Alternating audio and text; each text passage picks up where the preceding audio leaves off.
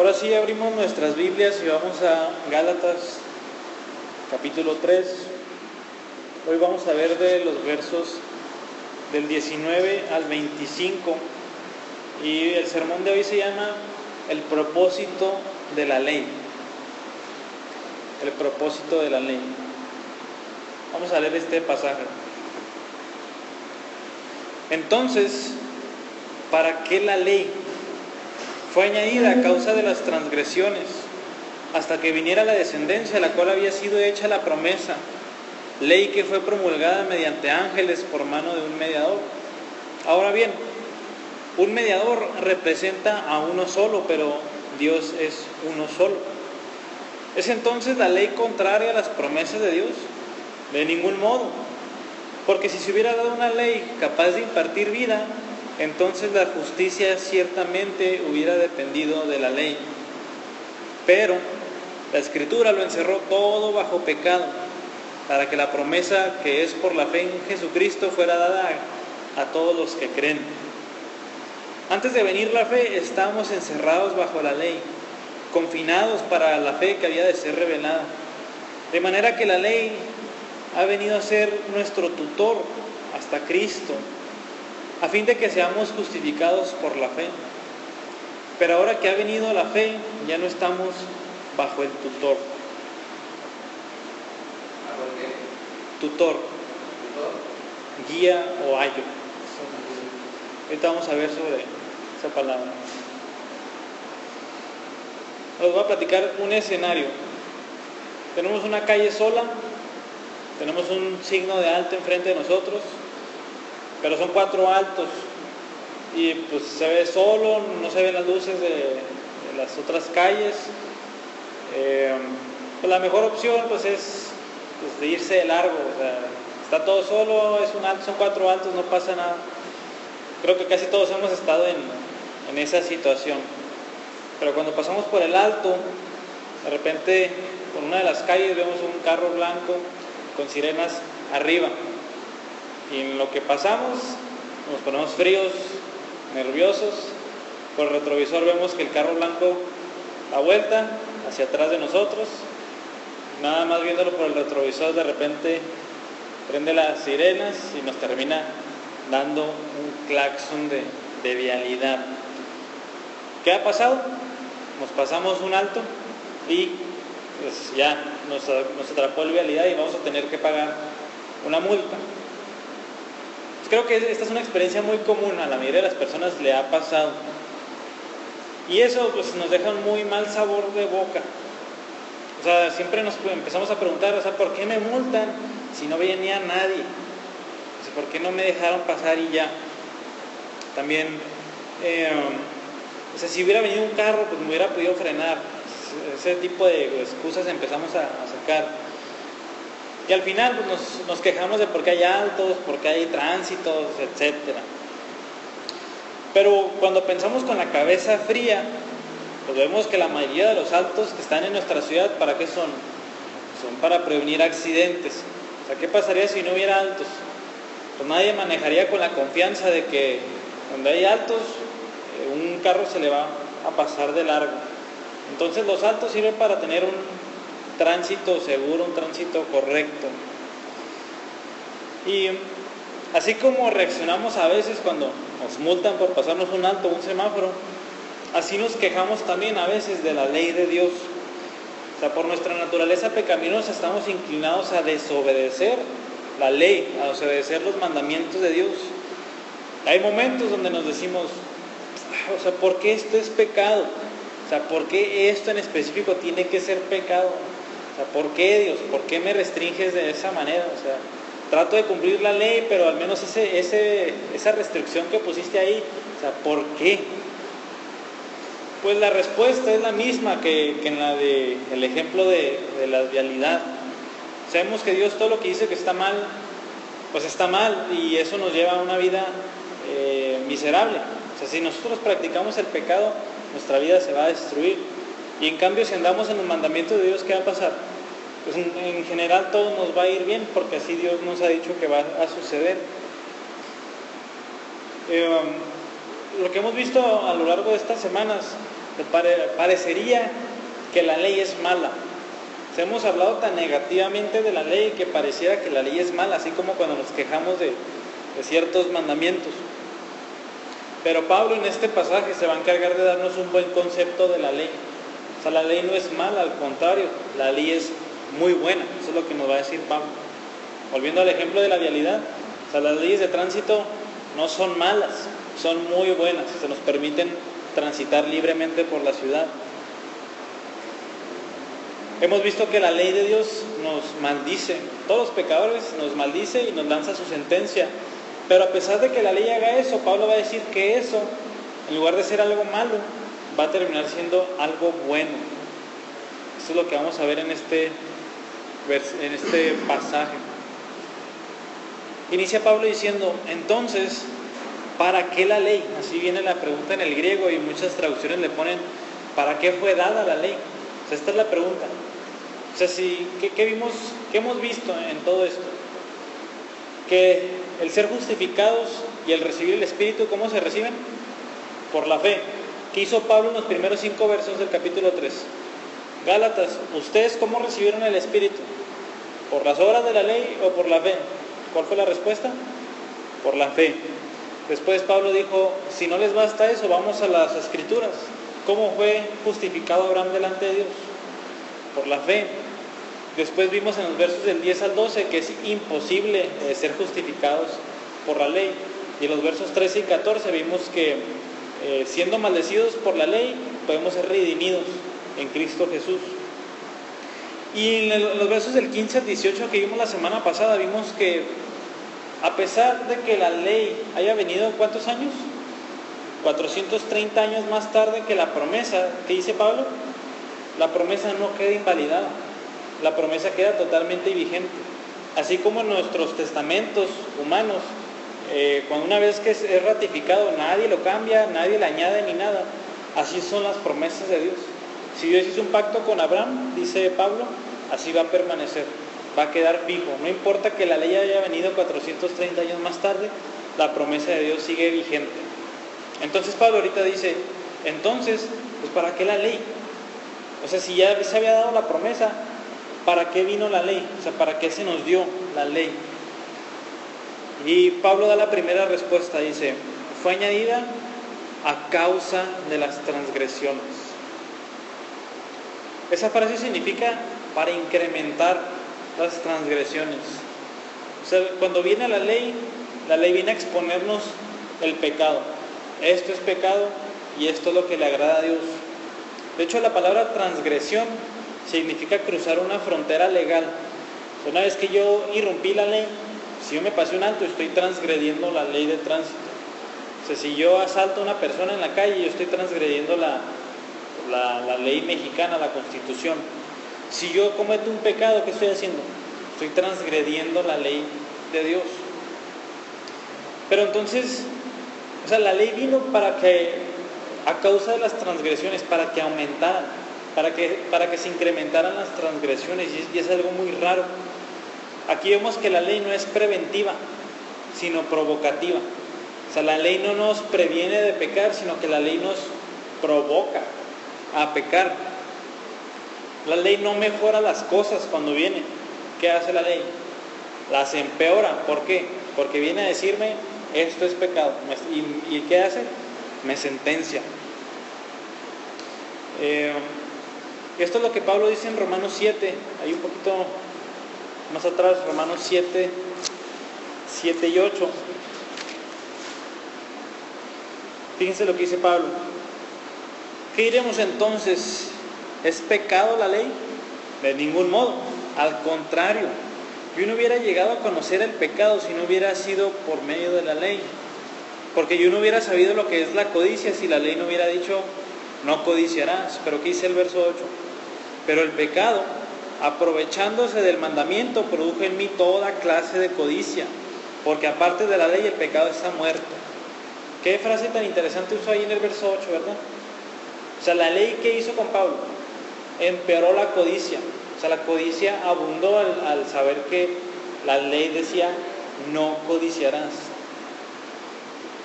Hay un ejemplo que me gusta mucho porque es demasiado práctico. O sea, imaginemos un jardín así muy grande, muy bonito, con flores, está recién podado, etc. Imaginemos que está en silla de un camino. O sea, podemos pasar por el camino sin problemas y admirar ese gran jardín así muy, muy bonito, y le tomamos foto y todo. Pero ¿qué pasa si de repente se encuentra un letrero en el jardín que dice no pisar el pasto? Algo pasa en nosotros. O sea, hay algo que se despierta en nosotros que nos dice, ¿por qué no? ¿Por qué no lo puedo pisar? ¿Y qué vamos y hacemos? Vamos a pisarlo. O sea, es algo que tenemos los seres humanos. Venido el mandamiento, despierta el pecado. Y así estos ejemplos pues son muchos. Al momento en que nos dicen no, ¿qué hacemos? Lo contrario. ¿Qué hacen los niños cuando les dices no vayan allá? Van inmediatamente. Entonces es algo, interesantemente es algo natural, es algo que tenemos los seres humanos en nuestra naturaleza pecaminosa. Venido el mandamiento, se incrementa la transgresión. Y a pesar de que suene como algo malo, es algo bueno. Aquí, si se fijan qué palabra utilizó Pablo, dice Pablo que la ley fue añadida. La ley fue añadida. O sea, estaba la promesa a Abraham y después se añadió la ley. Aquí Pablo no dice la ley suplió la promesa, la ley cambió la promesa. No, ¿qué dice Pablo? Estaba la promesa y se le añadió la ley, o sea, se le agregó, se le pegó. Pero la promesa hecha a Abraham de vida eterna por la fe, el pacto de Dios con Abraham. Entonces está la promesa, se mantiene firme porque es como un pacto humano, y cuando viene la ley, dice Pablo, se añade, nada más. La promesa no se quita, no se cambia, no se altera, no, permanece igual, pero la ley nada más se le añade. Mientras más conozco la ley, más conozco mi pecado. Mientras más contemplo la ley santa de Dios, más me doy cuenta que tan pecador soy. Pero mientras más contemplo la ley y más pecador me doy cuenta que soy, más me empieza a despertar la necesidad de un Salvador. Es por eso que la ley es buena. O sea, a pesar de que aumente la transgresión, eso termina siendo algo bueno, porque al final y al cabo, mientras más transgresión hay, más me doy cuenta de que es necesario un Salvador. Y dice Pablo, fue añadida hasta que viniera la descendencia a la cual había sido hecha la promesa. Esto nos dice algo muy importante. O sea, la ley tuvo un propósito temporal. Pues estaba otra vez la promesa hecha a Abraham, 430 años más tarde vino la ley, pero aquí dice Pablo, ¿hasta cuándo? ¿Fue dada hasta qué momento? Hasta que viniera la descendencia a la cual había sido hecha la promesa. ¿Quién vimos que era? ¿Así en los versos? Cristo. Acuérdense que dice Pablo en el verso 16, ahora las promesas fueron hechas a Abraham, ¿y a quién? Y a su descendencia. No dice a las descendencias como refiriéndose a muchas, sino más bien a una, y a tu descendencia, es decir, Cristo. Entonces Pablo está diciendo, el propósito de la ley estuvo vigente desde que se la dieron a Moisés hasta que vino Cristo, hasta que empezó la era mesiánica, cuando vino el Mesías. La ley, vamos a ver, preparó al pueblo de Dios, a los creyentes, para recibir el Evangelio. Y al final vamos a ver que eso es lo que hace hasta la fecha. Enseguida, lo que queda del verso 19 y el verso 20, vamos a ver que, interesantemente, la ley es inferior a la promesa. Aquí tenemos que tener mucho cuidado. La ley es inferior a la promesa. ¿Qué dice Pablo en el verso 19 todavía? Ley que fue promulgada mediante ángeles por mano de un mediador. Esto de que la ley fue promulgada mediante ángeles aparece 3 veces en el Nuevo Testamento. Este es un pasaje, Hechos 7:53 es otro. Cuando Esteban le está hablando a los fariseos, menciona que la ley fue dada por medio de ángeles. Y Hebreos 2:2 dice que la ley fue dada por medio de ángeles. Esto nos habla de que tiene un significado celestial. Cuando nos vamos a Éxodo, y vemos todos los capítulos que narran la ley de Dios venida al pueblo de Dios, no encontramos ninguna referencia a estos ángeles, nunca. Una referencia que sí puede, o sea, que sí nos habla de esto, pero no en Éxodo, es Deuteronomio 33:2. Deuteronomio 33:2 dice: el Señor vino del Sinaí, esclareciéndoles desde Seir, resplandeció desde el monte Parán, y vino del medio de 10 millares de santos. Estos son los ángeles. A su diestra había fulgor centellante para ellos. Acuérdense que este es el momento cuando Dios le está dando la ley a su pueblo. Fue en el monte Sinaí, y acuérdense que hubo fuego, hubo relámpagos, y total que el pueblo de Dios tuvo miedo. Pero aquí dice: y vino en medio de 10 millares de santos. Estos son los ángeles de Dios. Y otro pasaje en el Antiguo Testamento, para variar, es el Salmo 68:17.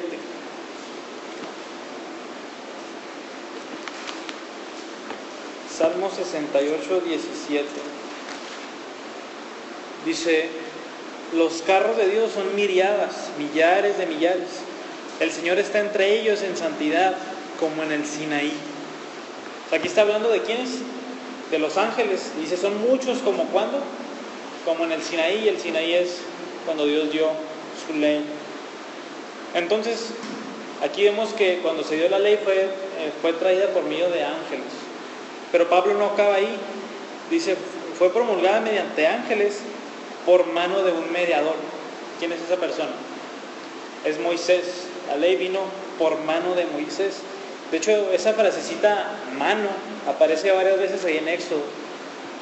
Éxodo 32:15, por ejemplo. Dice: entonces se volvió Moisés y descendió del monte con las 2 tablas del testimonio en su mano. Tablas escritas por ambos lados, por uno y por el otro estaban escritas. Verso 19 dice: tan pronto como Moisés se acercó al campamento, vio el becerro y las danzas. Se encendió la ira de Moisés, arrojó las tablas de sus manos y las hizo pedazos al pie del monte. Y en el capítulo 34, versos 4 y 29, dice: Moisés pues labró 2 tablas de piedra como las anteriores. Se levantó muy de mañana y subió al monte Sinaí como el Señor le había mandado, llevando en su mano las 2 tablas de piedra. Verso 29 finalmente dice: cuando Moisés descendía del monte Sinaí con las 2 tablas del testimonio en su mano, al descender del monte, Moisés no sabía que la piel de su rostro resplandecía por haber hablado con Dios. Entonces, cuando leemos aquí en Gálatas por mano de un mediador, inmediatamente nos acordamos de esos versículos de Éxodo y sabemos que este mediador es Moisés. Entonces, hasta aquí quiero que vean esto. La ley, ¿cómo fue dada? ¿Quién es la fuente de la ley? Es Dios. ¿Y luego a quién se la dio? A los ángeles. ¿Y los ángeles? A Moisés. ¿Y Moisés? Al pueblo. Entonces la ley es como de tercera mano, si se fijan. Dios, ángeles, Moisés, pueblo de Dios. ¿Y por qué Pablo menciona esto? La clave está en el verso 20. Ahora bien, un mediador no representa a uno solo, pero Dios es uno solo. Ese verso 20 ha dado mucho de qué hablar, pero vamos a ver que Pablo lo está usando aquí para demostrar que la ley es inferior a la promesa de Dios. Aquí está poniendo un contraste entre la unidad de Dios, que Dios es uno, si se fijan, y que con un mediador pues representa a alguien. Entonces ya no es como que una parte. Si está Dios y nos da algo, es Dios solo, pero si está Dios y hay un mediador, ya no está Dios solo ahí. Entonces Pablo dice aquí: el pacto hecho con Abraham es superior porque ¿cómo fue el pacto de Dios con Abraham? Directo, totalmente directo. Dios habló a Abraham el pacto e hicieron un pacto entre Dios y Abraham. ¿Y la ley cómo vino? Por medio de ángeles, por mano de un mediador, hasta el pueblo. Algo que pudo haber fascinado ahí a los judaizantes era de que, oigan, la ley vino por medio de ángeles. O sea, si Dios envió a sus ángeles para darnos la ley, ¿cómo no la vamos a cumplir? ¿cómo no la vamos a prestar atención si Dios nos la dio de esta manera? Y tienen razón. O sea, si Dios nos dio algo por medio de sus ángeles, hay que prestarle atención, hay que honrarla como se debe. Pero Pablo dice aquí, hay algo más alto que eso, que Dios nos dé algo por medio de sus ángeles. ¿Y cómo es? Directamente. Algo que es mayor que eso es que Dios nos dé algo directamente. Y este es un hermoso retrato de la gracia y la ley. La ley, venida con un mediador, nos indica cómo nuestro pecado nos aleja de Dios y necesitamos el mediador. Eso es lo que está simbolizando aquí la ley y los mediadores de la ley. Pero la promesa de Dios hecha a Abraham, que es la salvación por la fe, no hay mediador, o sea, es directamente. Entonces vemos cómo la gracia es totalmente de Dios hacia el pecador, y las obras y el pecado cómo nos apartan de Dios. Entonces es una muy buena ilustración de la gracia y de la ley. Si se fijan, este pasaje también nos enseña algo sobre los ángeles. Nuestra cultura ahorita está un poco fascinada con los ángeles y con los seres espirituales. Hablan mucho de ellos y pues, principalmente de los ángeles. Inclusive hay canciones que hablan exclusivamente de los ángeles. No sé si por ahí las hayan escuchado. Pero ¿le agradará a Dios que nosotros cantemos, o sea, toda una canción de 3-4 minutos sobre sus ángeles? O sea, ¿será algo en lo que Él se place? Pues Apocalipsis 19:10 nos da la respuesta.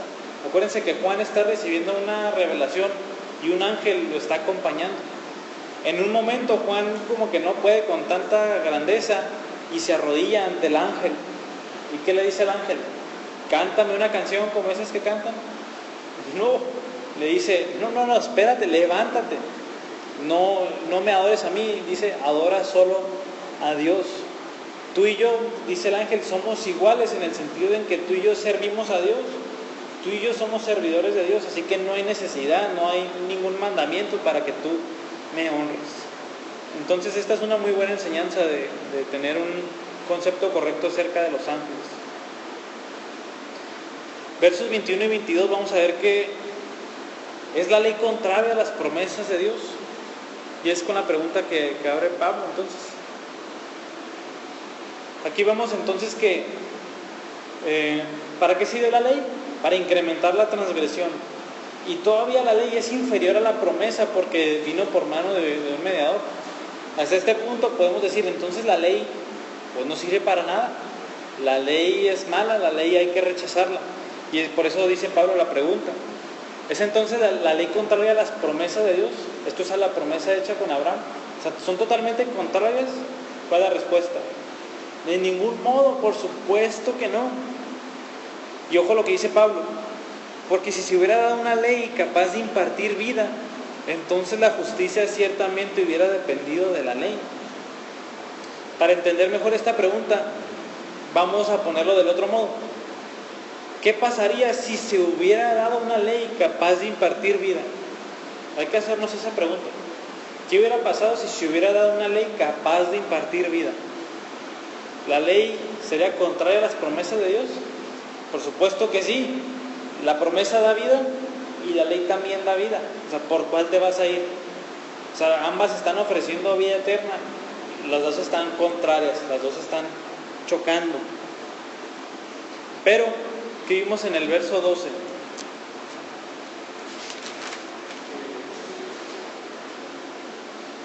Dice, sin embargo, la ley no se basa en la fe. Al contrario, el que las hace vivirá por ellas. Ahí está esa promesa de vida por parte de la ley, pero Pablo en los versos 10 y 11 que dijo, nadie puede ser justificado por Dios por medio de la ley, es algo imposible. Y aquí la pregunta es, o sea, si la ley promete vida eterna y nosotros no podemos cumplir la ley, ¿hay algo mal en la ley? ¿La ley tiene un defecto? No, pero si hay un defecto, ¿dónde está? En nosotros. El hecho de que nosotros seamos pecadores incapaces de cumplir la ley de Dios, eso nos hace a nosotros el defecto, los que estamos mal, y no la ley de Dios. El resumen que hace Pablo en Romanos 7:12 de la ley es: así que la ley es santa y el mandamiento es santo, justo y bueno. O sea, ¿la ley tiene algo de malo? No, es santa, es muy buena, es justa. El problema está en nosotros. Es este tipo de excusas que siempre queremos dar. O sea, la culpa siempre, ¿quién la tiene? Que la ley, yo no. ¿Pero qué dice la Biblia? No, la ley no tiene nada de malo. El que tiene la culpa, el que tiene el problema, eres tú, por tu pecado. Entonces aquí es lo que dice Pablo. O sea, si se hubiera dado una ley capaz de impartir vida, la justicia hubiera sido por ella. Pero no, Dios dio una promesa. Y dice aquí Pablo en el verso 22: pero la Escritura lo encerró todo bajo pecado, para que la promesa que es por la fe en Jesucristo fuera dada a todos los que creen. En pocas palabras vemos que la promesa de Dios y la ley no son contrarias, sino que son complementarias. Así como dijo Pablo, la ley se añadió a ella. Ambas trabajan juntas para un mismo bien. Tanto la promesa es de vida eterna como la ley.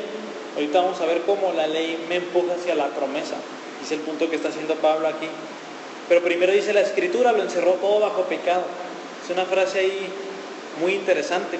Aquí ya no habla como que nada más de la ley, sino que toda la palabra de Dios con su revelación lo encerró todo bajo pecado. O sea, no hay ni una sola persona que se escape de todos los mandamientos que nos habla la Biblia. Todos han fallado en al menos uno, y eso es pues, esperando lo mejor de alguien. Todos hemos fallado en un montón de mandamientos de la palabra de Dios. Pero dice Pablo que la Escritura lo encerró todo bajo pecado. Eso vino a ser la ley. La ley vino a condenarnos a todos. Pero dice, ¿para qué? O sea, ¿por qué nos condena a todos la ley? Para que la promesa que es por la fe en Jesucristo fuera dada a todos los que creen. En Romanos 11:32 se hace la misma pregunta. Dice: porque Dios ha encerrado a todos en desobediencia para mostrar misericordia a todos. Romanos 11:32 y este verso 22 son, se podría decir, sinónimos, están hablando lo mismo.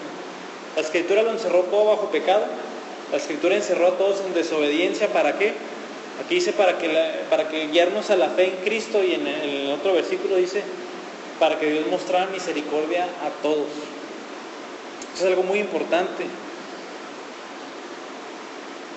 Si hubiera alguien exento de la maldición de la ley, o sea, que no lo hubiera encerrado bajo el pecado, Dios no pudiera haber mostrado misericordia en él.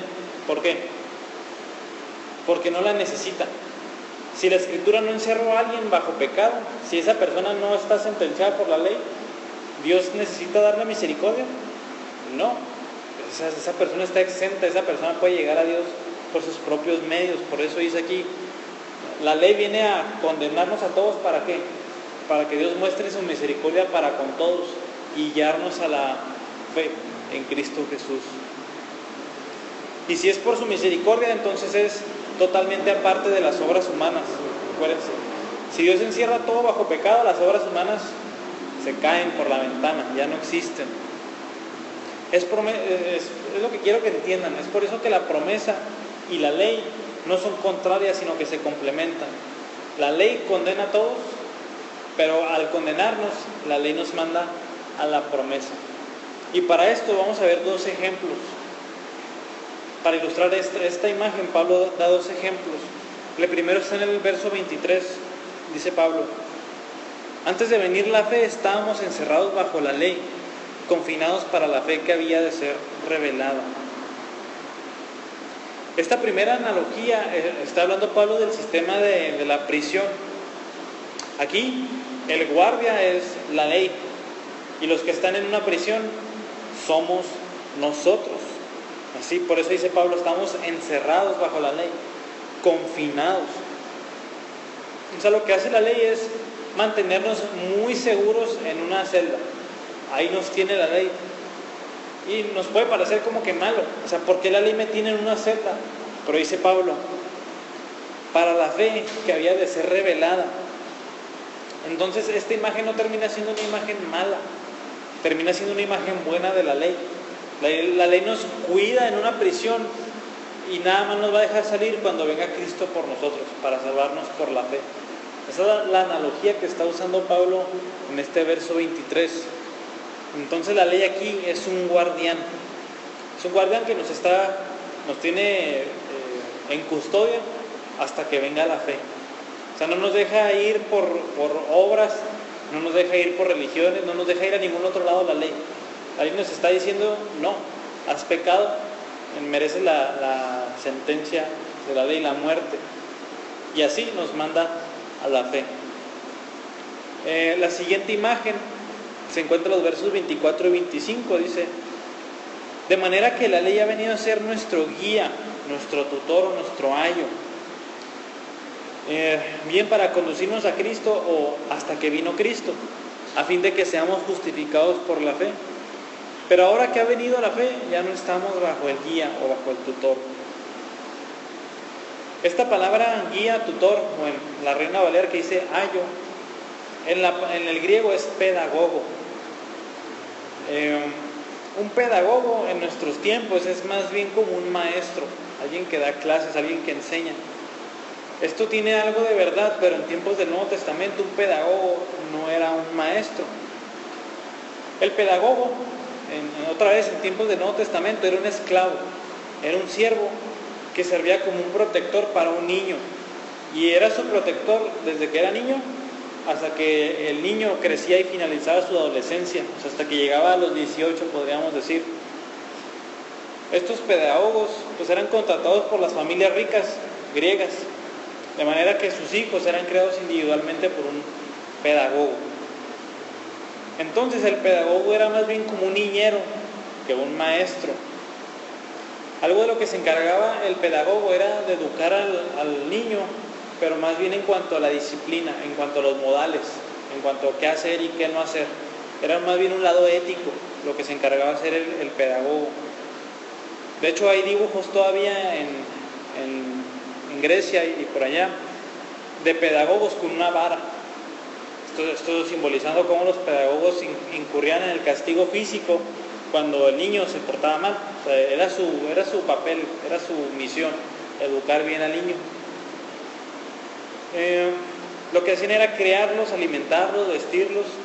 Inclusive los pedagogos eran quien llevaba los útiles escolares, los llevaban a la escuela y los pedagogos se quedaban como en un cuartito que había especial para pedagogos, sí, un salón para pedagogos, en lo que el niño salía de la escuela. Pablo nos dice entonces que la ley a los judíos era como un pedagogo. Los judíos, la niñez empezó desde que les fue dada la ley, y la edad madura fue cuando vino Cristo. Entonces en todo ese periodo la ley fue un pedagogo para los judíos. Si se fijan, la ley no fue un maestro que les enseñó a los judíos cómo vivir para llegar a Dios. Eso no fue lo que hizo la ley. Más bien la ley los disciplinó. Cada vez que ellos fallaban con la ley venía con su sentencia y ellos tenían que recurrir a la promesa hecha a Abraham. Entonces por eso Pablo está usando aquí la imagen del pedagogo.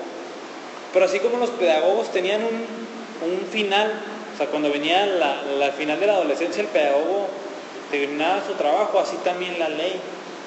Y este periodo otra vez es cuando vino Cristo. O sea, cuando vino Cristo, dice Pablo, el verso 25, pero ahora que ha venido la fe, ya no estamos bajo el guía, bajo el tutor, ya no estamos bajo el pedagogo.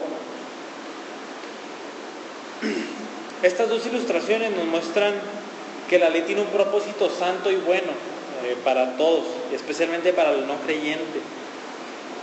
O sea, las dos imágenes nos dijeron que o bien la ley era un guardián que nos tiene en una celda para no dejarnos ir por ningún otro medio de salvación, sino nada más en Cristo, o bien como un pedagogo que nos enseña el camino, pero hacia la fe, no hacia a las obras. Esto fue verdad otra vez cuando vino la ley y cuando vino Cristo. Ese fue el papel de la ley, encerrar a esos judíos. Pero la ley sigue teniendo esos mismos dos papeles para todos los no creyentes en la actualidad. La ley nos revela nuestro pecado inmediatamente. La ley nos sentencia, la ley expone todos nuestros pecados. Y venida la ley, así como dijo Pablo ahorita, incrementa la transgresión. Cuando sabemos qué le agrada a Dios y qué no le agrada, es cuando más pecamos. Pero todo eso, otra vez, para guiarnos a la fe. Mientras más somos prisioneros del pecado, mientras más abunda el pecado, ¿qué dice Romanos 5, 20 y 21?